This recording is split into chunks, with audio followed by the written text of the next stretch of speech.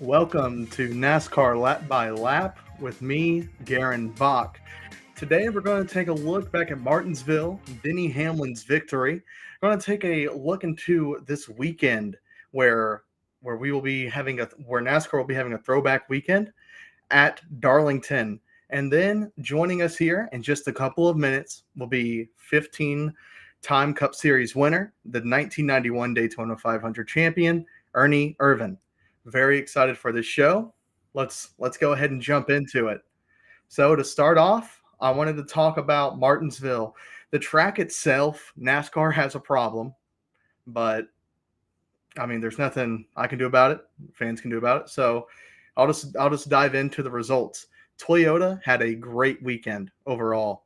I was very happy with Toyota's success, at least to say not happy personally, but just happy to see that Toyota is keeping some success going. And Denny Hamlin getting that win. Denny Hamlin's win was big time. I thought it's his 55th career victory. Christopher Bell is hot, red hot, once again finished second. And then Bubba Wallace, who has put together now back-to-back third place finishes.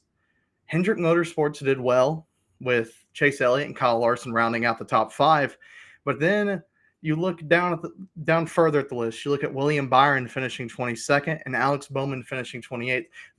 This was a team that I thought would come in here and do well. And like I said, they did. But overall, Hendrick Motorsports, over the offseason, they said they were wanting to work better at tracks that they had struggled at, such as Phoenix. But it looks like JGR has finally gotten over that hump of Hendrick dominating at Martinsville, and Denny Hamlin finally got the win there. And then with the Stewart-Haas Racing drivers, I mentioned in my article earlier this week that these drivers are doing well. You look at Ryan Preece on the weekend here. Ryan Preece finished 7th, and he has done a great job. He's top 16 in points. He has put himself out there as RFK's second driver at the moment. And then below him was Chase Briscoe, who is with JGR now this season. And he put together a great performance, finishing 9th. And remember, back whenever he was driving with Stewart-Haas, back whenever he was in the Blue Ovals and the Fords, he put on a show with them. He was always finishing within the top 5. I mean, he was always starting in the top 5 at Martinsville. And for him to now get this finish in the top 10 instead of starting high and ending low, he started high and he ended high. So it was great to see these Stewart-Haas drivers who had to basically who were told, yep, you're not coming back next season, find a ride. But the Stewart-Haas former drivers have done very well so far, at least those two. I'm going to go ahead now and bring on our guest, Ernie Irvan. And hello, Mr. Irvan. I'm very happy to have you on. Is it okay if I call you Ernie? Yeah. All right, I appreciate it. The first thing I wanted to ask you about was the throwback schemes. So Parker Retzlaff will be doing a throwback scheme back to your Kodak car, and then Kyle Busch a few years ago did the Skittles car that you had ran. I was wondering how it feels when you look back on it and you see what type of mark you've made on the sport, where drivers, younger drivers, and then legendary drivers still throw it back to your schemes nowadays. Well, I mean, it's really good, especially for the sponsors and then also for the drivers, because you got remembered, and Kodak is one of those that the Skittles is what we're showing now, Mm-hmm. and it was something that people had never realized a whole lot, that M&M Mars owned Skittles. So I think that was a way to really bring that to their knowledge for people to realize that M&M Mars is Skittles brand. And then this is Parker Retzlaff's throwback scheme to your 1991 Daytona 500 victory. I wanted to ask you about that victory and nowadays we see whenever a driver wins, they've got all these media meetings they have to go to right after. How was it for you in the moment whenever you win the race, and then do you think, okay, now I've got all this stuff to do, or is it just a matter of excitement? I didn't think about it because I didn't realize it all because that was the second race I won. But winning Bristol and winning the Daytona 500, totally different. Um, Basically, did all the media stuff, interviews and things. And then I went to the White House for a state dinner. So all those things. I mean, I probably came home like one day, like on a Tuesday, and then was back doing more media stuff all through the week, and then going to the racetrack for the next race. So, something I wanted to ask you about with Darlington and your experience there, what makes that track so different compared to other ovals that are in the Cup Series circuit? Well, a lot of it it's because it's so narrow and not a lot of banking, kind of different banking in both corners, and just it's just a tough racetrack, especially because of the speeds. The speeds are gone up so much.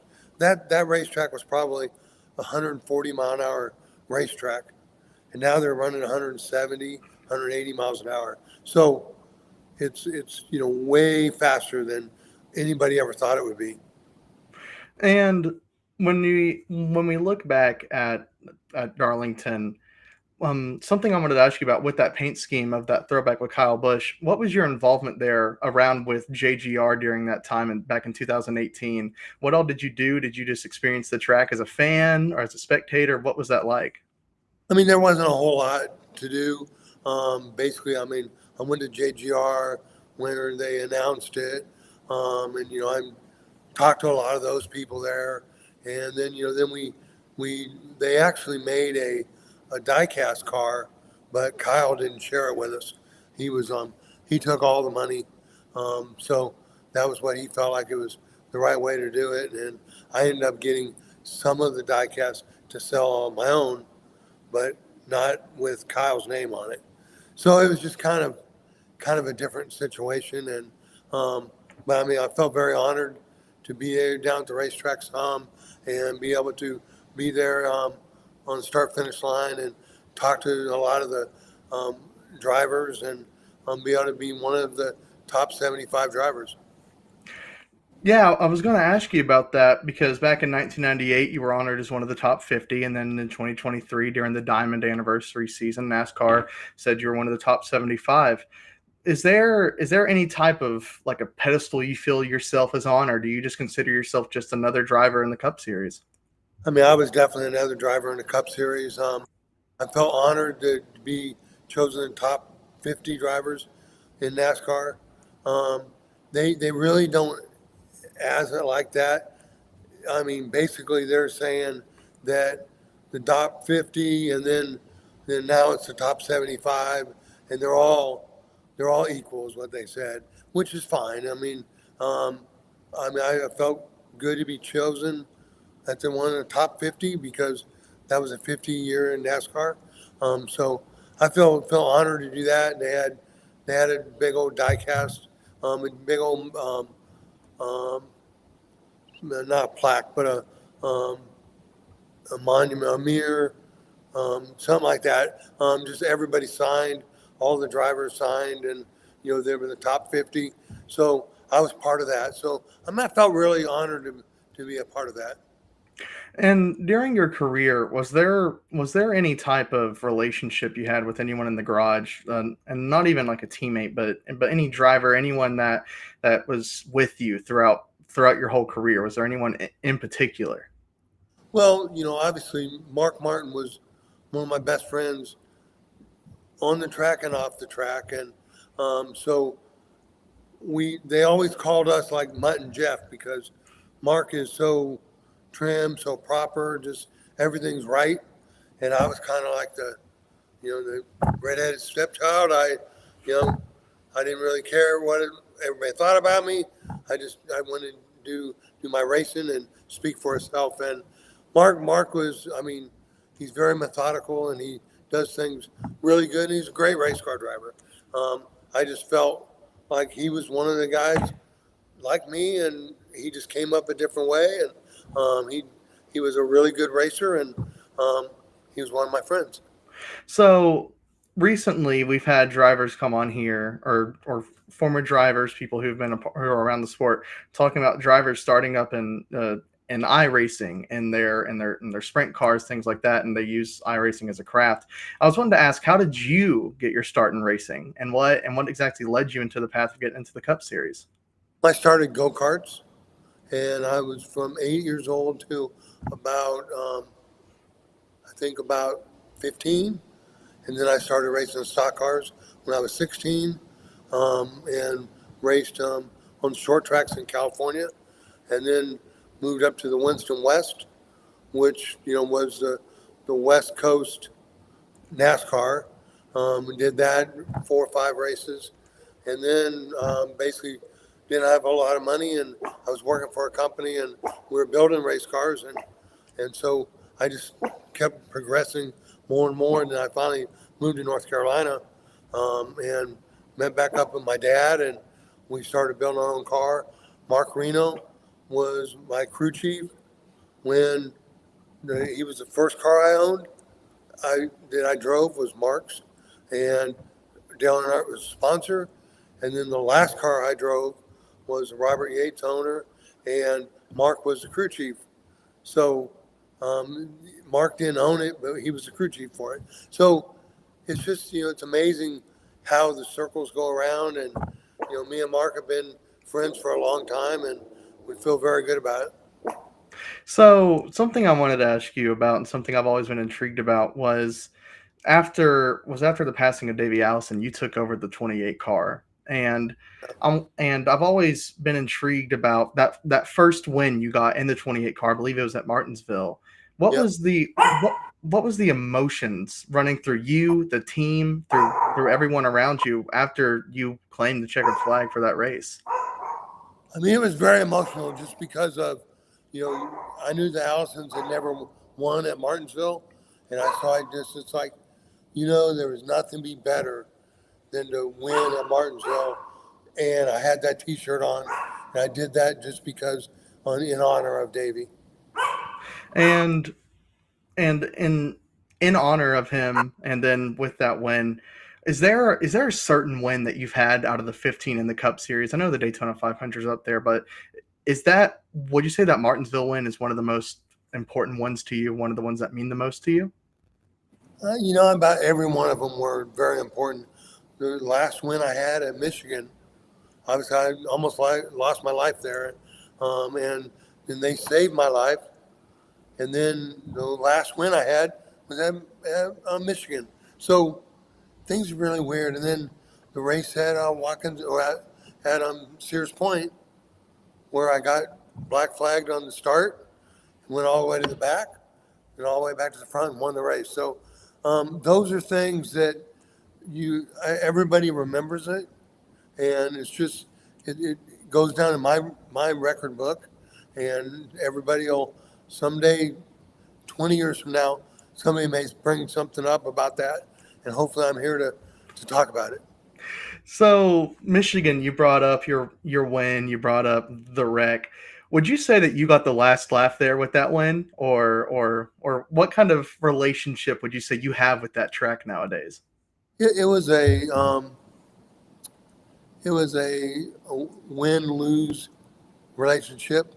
I just felt like, and I also did a laps walk there, which I was doing it for the actually the Brain Injury Association of America, and I did a laps walk where they would walk with us, and you'll raise money just for awareness of head injuries, and so I felt really good about that. And obviously, I loved Michigan. The racetrack was great. They saved my life. My last win, I loved Michigan. Well, I'm glad.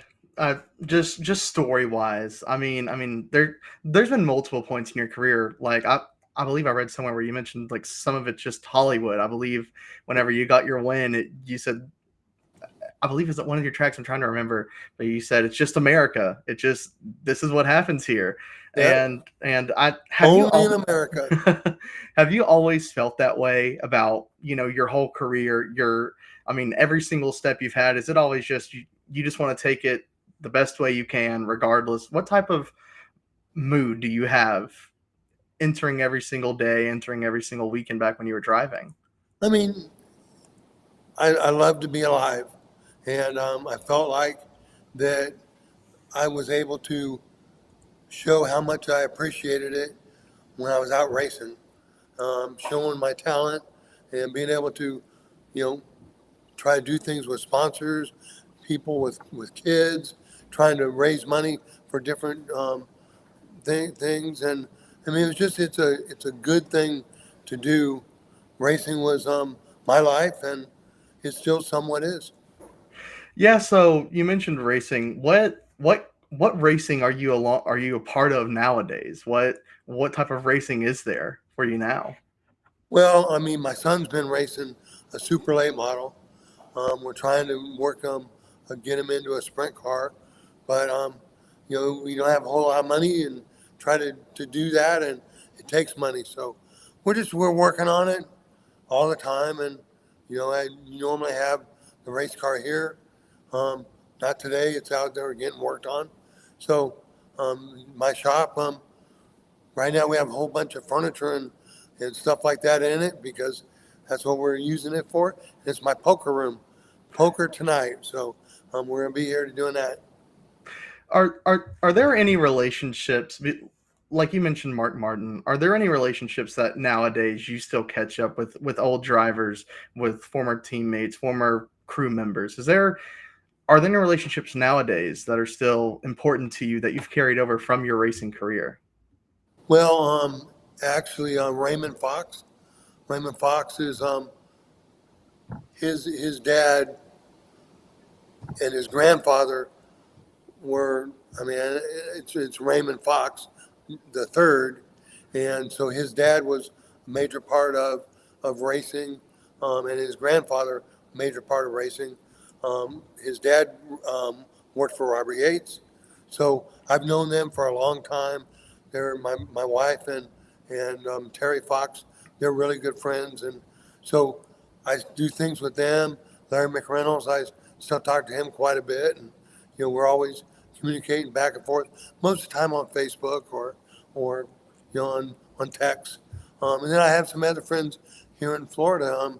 Daniel Osowski, sprint car driver. I do things with him, and he's going to be one poker night. So, and then there's two or three other racers down here that are dirt racing, and we all play poker together, and we just have a good time. So would you say that racing, even though you may not be a part of it as much as you were back even 20 years ago, would you say it's still a big part of your life nowadays? It's always going to be a part of my life because that's how I made my career, and that's what I did for a living. Um, I mean, a doctor is the same thing. It's once a doctor, you're always a doctor. Once I'm a race car driver, you're always a race car driver. I don't do it anymore, but it was that's what people remember me as. So I mean, I like that. And if there were and you said people remember you as, if there was any way for fans nowadays, my generation, the 20-year-olds, the teenagers, the young adults, if there was any way for them to look back at your career, how would you want them to remember that? I mean, I want to be remembered as somebody that really didn't take no BS and drove hard all the time. It got me in a lot of trouble because I drove too hard a lot. But I mean, I want to always be remembered as somebody that was a hard charger and was a winner.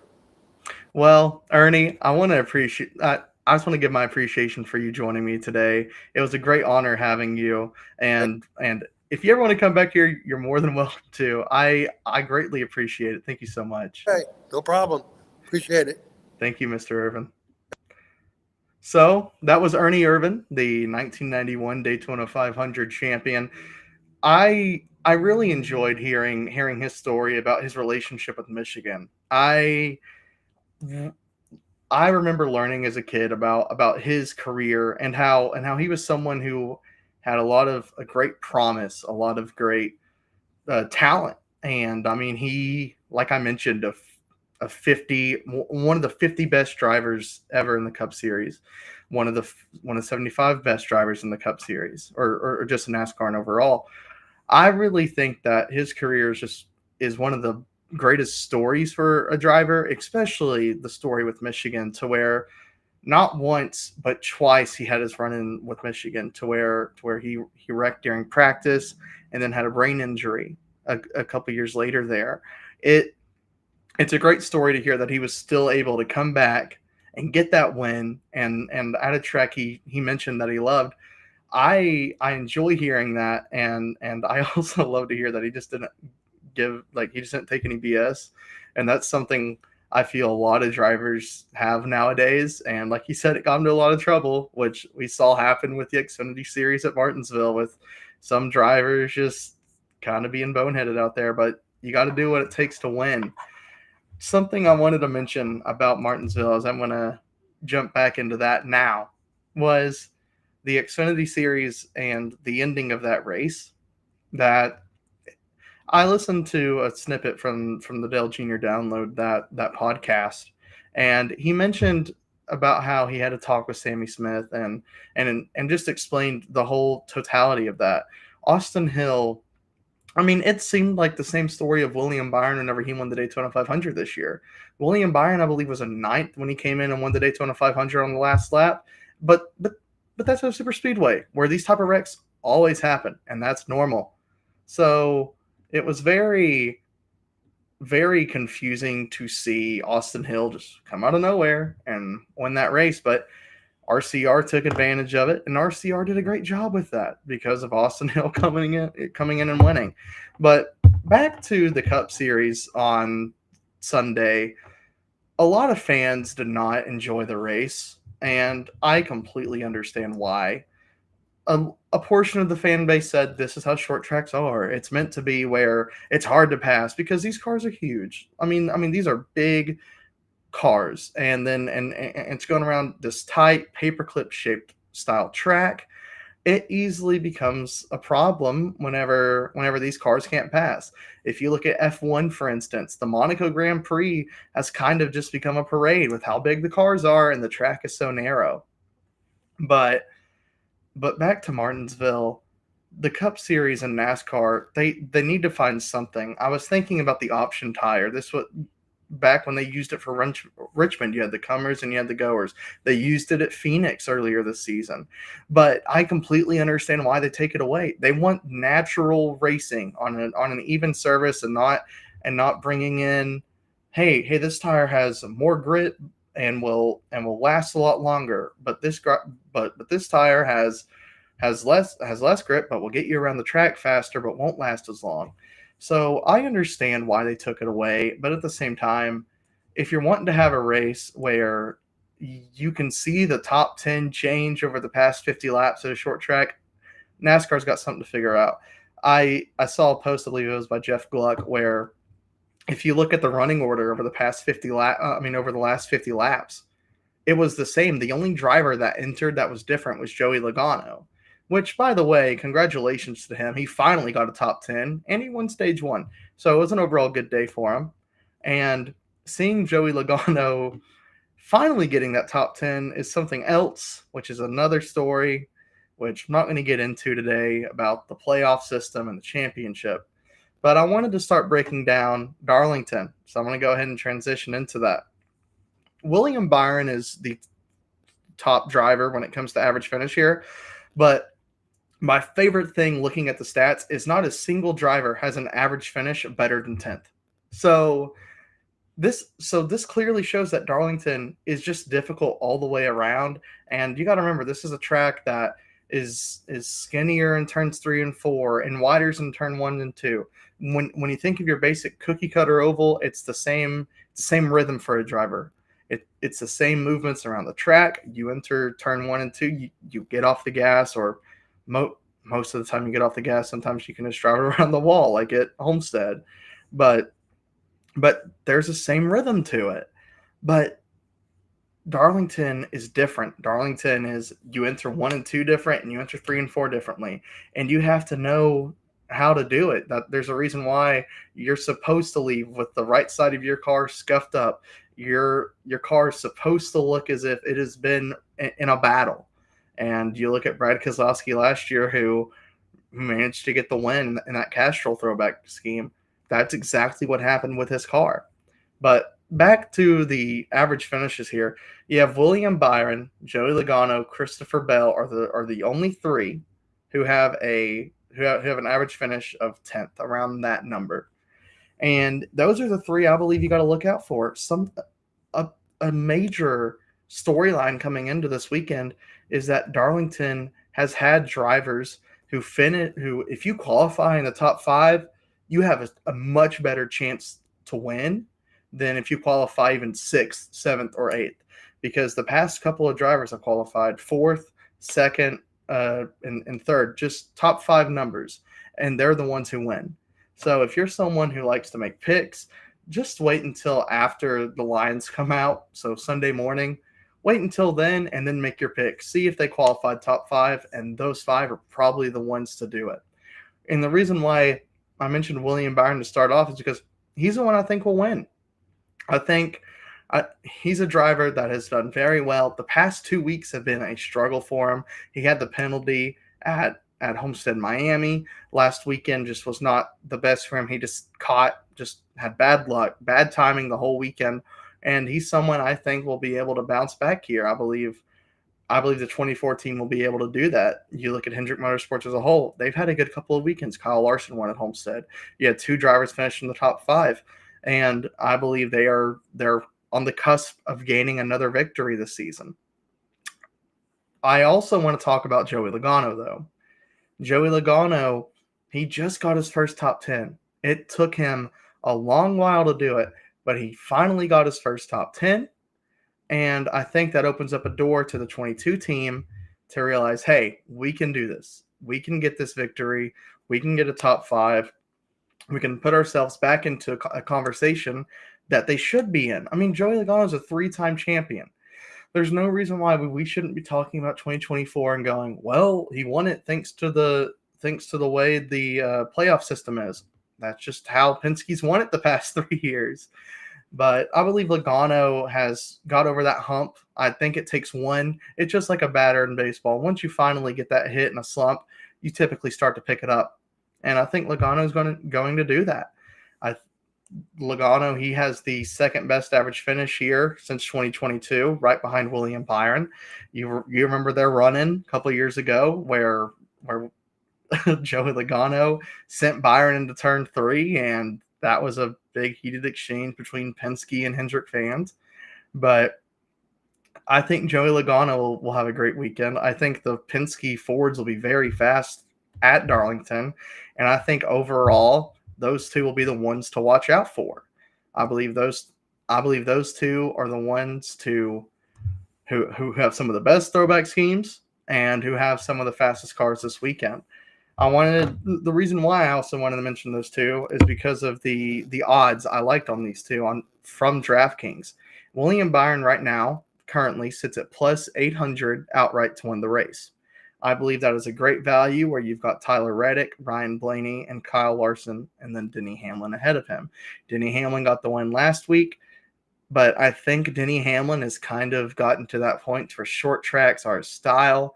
And while he does do well at Darlington, I believe that this is a track that William Byron will take advantage of and finally get back to victory lane compared to what he was doing last season, where he had 3 wins in the first 9 races. But I really like that value of plus 800 above the other 4 drivers that I mentioned. And then secondly, I mentioned Joey Logano. I don't think Logano wins it here. I believe there's another step to that team, and then they'll be able to finally get some wins here. and just in the season. But top 5 finish, he sits at plus 190.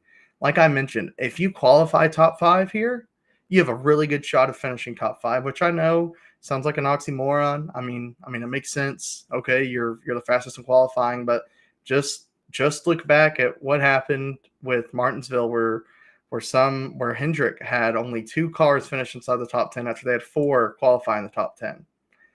But those are the 2 drivers I like here. And then overall, a major storyline, there's not been a repeat winner at Darlington since the next gen car came out. So if you have a good feeling about another driver that isn't named Kozlowski, that isn't a Hendrick car, that isn't a JGR car, you have a pretty good pick to choose from. I think overall this is going to be a fun weekend. Darlington's always a fun track. It's a throwback weekend, and I'm looking forward to it, and I hope you guys are as well. But I'm going to go ahead and end the show here. I want to thank Ernie Irvan again for joining us. It's a great conversation. I appreciate you guys for tuning in as well. And I hope you guys come back once again next Wednesday so we can break down what happens this weekend at Darlington. Once again, thank you guys for joining.